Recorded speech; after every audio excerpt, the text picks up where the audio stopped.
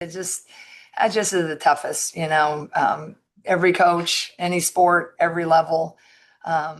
They're just so hard, especially with kids who kind of give their heart and soul to it. And Taylor was just a kid that, she's the epitome of a Hawkeye. She's an excellent student, just a great young woman. And in this culture, she stayed the course, right? She was willing to be developed her freshman year, her sophomore year, and just held strong, and such a great example. And just your heart just aches for her, because it's not just a season ending, but it's a career ending. So it's definitely heartbreaking. But as we talked, she came over Sunday night, and after the MRI, so we knew.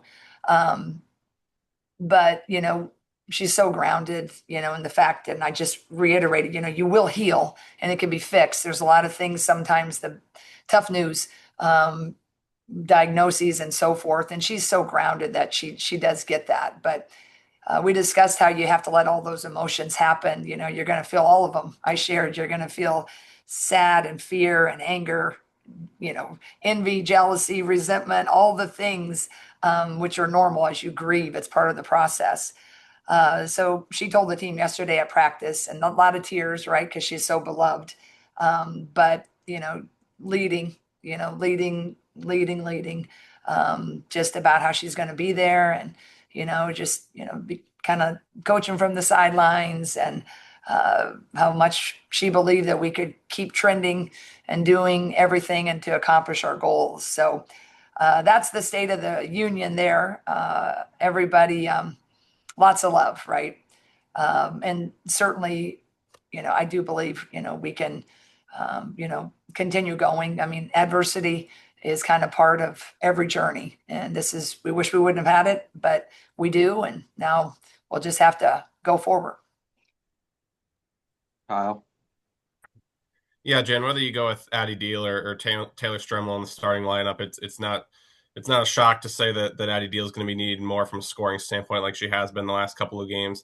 How is it something where you sit down with her and kind of let her know that maybe you need a little bit more out of her going forward, similar to the way she's been playing, or do you not want to put too much pressure on her and you kind of just hope that she understands that with the injury means that she's going to have to step up? Yeah, I think the way we kind of design our program, there's not a lot of conversations needed. Just kind of how we went on, with the game. Addie came in, and she's an awesome off guard, can handle the ball. We're always a constant work in progress, and Addie knows, and they all know the areas that are their strong points and the areas that are, areas to improve. We try to hide those a little bit during the season, and then we highlight all the things that we do well during a season, and then it's during the off season you really try to make those jumps. So Addie's ready. She's been ready, and she's answered the calls. Strimlow's ready. They're just a really good bunch of kids. So there's no really extra conversations needed. It's that next person in philosophy, and they're a good focused group. Mostly the conversations are the same as they've always been. How we're going to defend, what we need to do. We'll have to make some tweaks. Taylor was an excellent defender. She never got the credit she deserved, with how she could defend, and her 3-point shooting is stellar. But we have other things that we'll highlight, and we'll just do things a little bit differently. So that's mostly going to be the conversations. But as far as that next person in, no problem. I'm very confident in everybody that's on our bench. David, go ahead.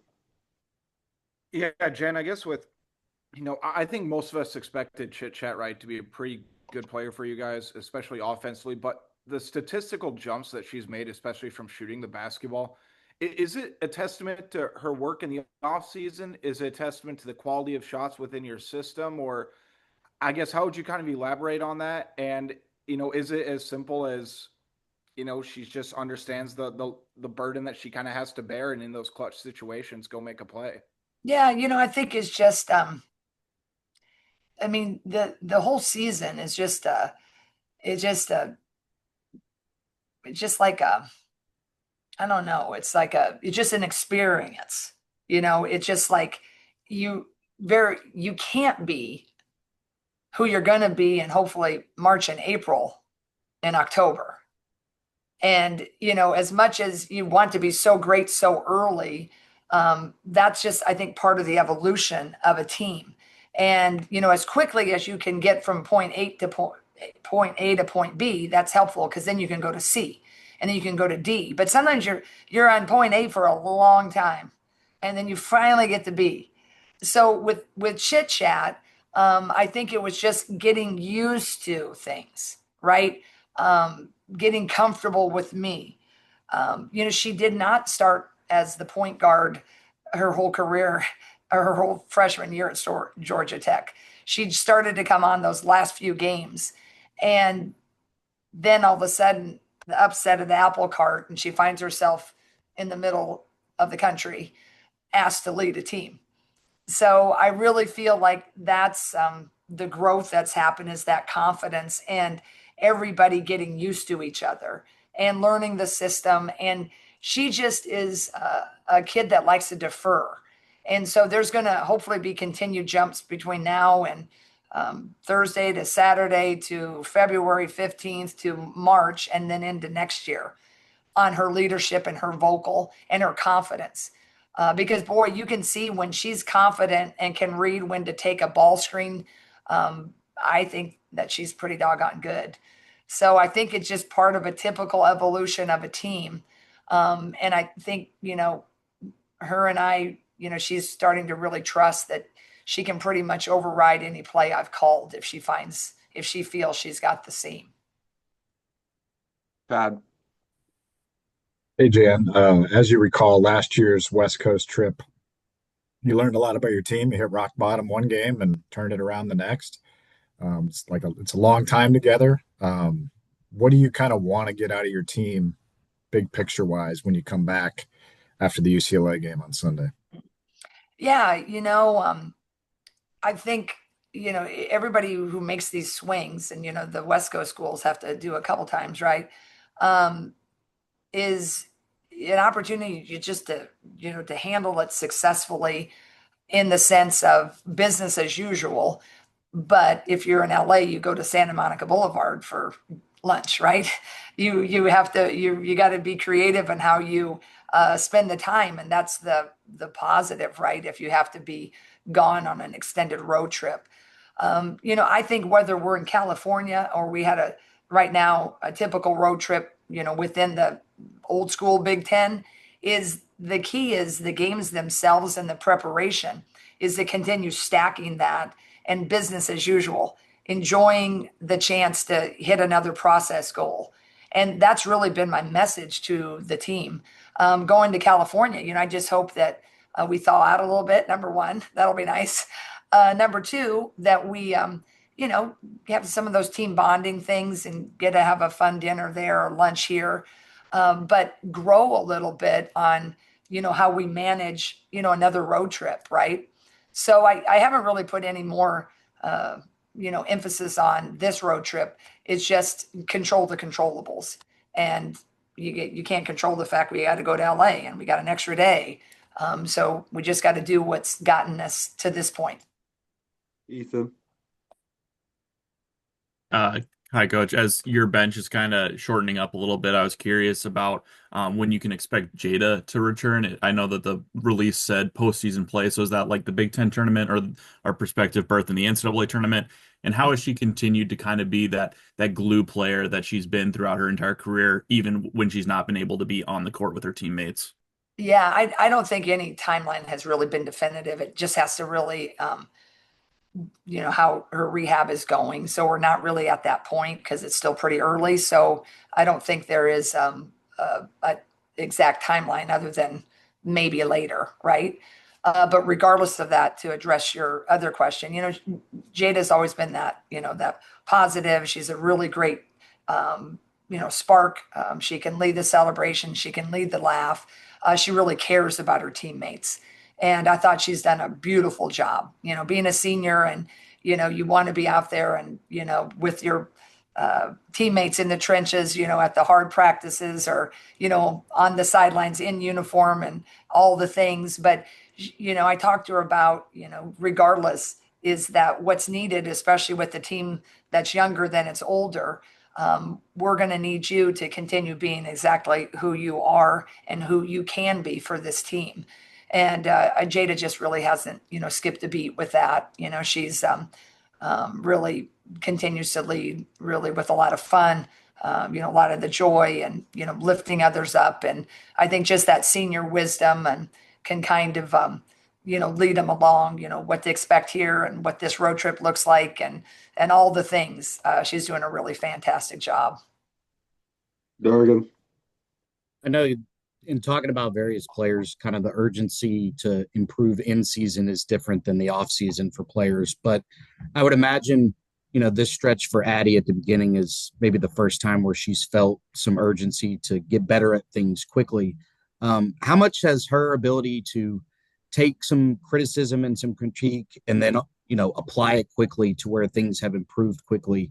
How pivotal has that aspect been of her, and how much is that an aspect of highly ranked players who come in and have the right mindset, even if they're adjusting to new things?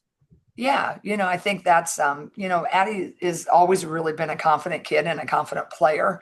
I think she understood at the beginning, the game is a little bigger, faster, stronger. And I think, when she kind of loosened that pressure and, really succumb to the process of that, which was easy for her to do, and just let that sequence develop. And, knowing that I had the confidence in her, which has never wavered, right? I've just always knew what she's capable of doing. But I think she's really been welcoming. She's a hard worker. She's, a good IQ player. And, watching the film and all the things. And, she's always eager and wants to be on the floor and wants to do, well. So that's never been, a challenge or an issue. I think just sometimes the patience it takes to go through the workouts, the extra work, the pre-practice, the extra. She does a lot of shooting also on her own too, as they all do. But I just think she just learned and was always ready to take that next step. And so that's regardless of Taylor's injury, she was steady and showing everything of those steps of growth. So now there's a new forming that has to take place when you have a key player suffer an injury like this. Now expectations and pressures are different, and you got to navigate it just a little differently, but her mentality will be fine. We just have to find a different way to rotate. What you lose is a stellar 3-point shooter in Taylor, and the yin and the yang of that, being able to have that 1-2 punch and being able to utilize rest, that just changes things. But Addie will be ready to rock and roll, and her mental approach has always been so strong and so good. Angie. Jan, when it was evident that Taylor was injured, the first people that went over to her were a couple of Ohio State players, and given your spirited rivalry and Molly Davis got hurt during that game at Carver, what does that say about the program, and the respect that Big Ten teams have for each other? I'd like to think that that's sportsmanship at its finest. And I'd like to think that, most every team would do that, right? Because it's, there's rivalries, but I don't think that there's too many rivalries in any sport where you just have that sense that something really has gone awry, that there wouldn't be too many teams that would have done similarly or teammates. With that being said, I very awesome of Ohio State, right? Because sometimes you can just get lost in the moment. You don't even really notice, right? You quickly huddle with your own team. But Kevin, he always has run a really good program, and I have a great respect for Kevin. We have a good rapport. So I think it was great, but I would like to think that, we're all coaching our kids to be good human beings above, really competitive basketball players. Because I think at the end of the day, it's a game and we're all trying to, chase championships. But I think that personally, I think sometimes the sportsmanship is really what we're missing sometimes in sport and certainly in the world right now. I think that just human kindness and looking out for each other. I think that was a really nice example of what I would like the world to be more like.